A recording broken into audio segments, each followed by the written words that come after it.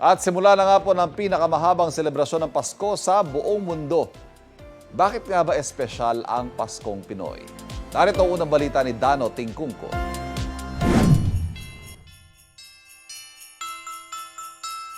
Simula na ng pinakamahabang pagdiriwang ng Pasko sa buong mundo. Kaliwat kanan na ang mabibiling mga parol at mga palamuting pamasko sa Lipa, Batangas. Pero ano nga ba ang pinaka-inaabangan nyo tuwing magpapasko? Sa ngayon sir, na dating na Pasko, mag-aliw-aliw saka pumunta na sa mga magulang ko. Kasama yung mga pamilya ko po, sa asawa ko po. Saka kami sir, mag-shopping po sa mall po. Pinaghahandaan namin ngayon siguro yung salo-salo, buong pamilya. Kasi yung araw na yun na sama-sama kaming lahat, yun yung pinaka-best day sa amin.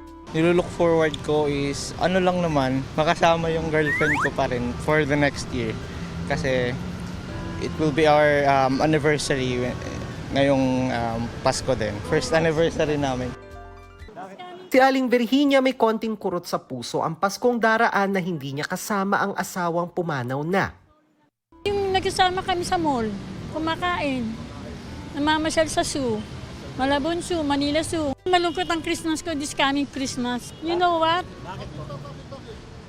Wala ako sa mga anak ko eh. Solo lang ako. Kasi gusto ko yun eh. Pagka may mga kaibigan din kasama, masaya. Ano naman ang gusto mong matanggap na regalo? Gusto ko yung sing-sing. Sing-sing. Bakit sing-sing? Gusto ko yun eh. Kasi pag wala akong pera, may sangla ko eh. Ayon sa sociologist na si Brother Clifford Sorita, 3 F ang dahilan kung bakit espesyal ang Paskong Pinoy. Family, faith, at festivity.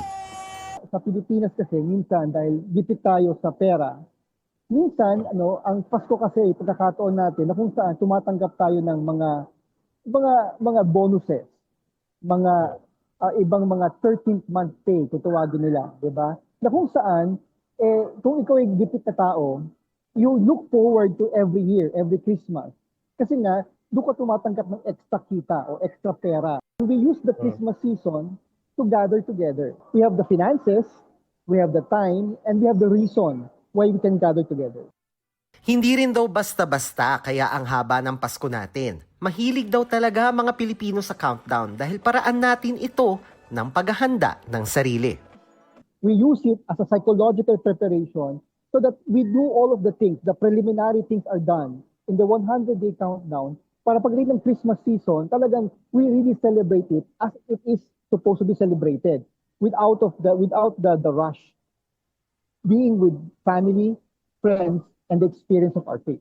Ito ang unang balita, Dano Tingkungko para sa GMA Integrated News.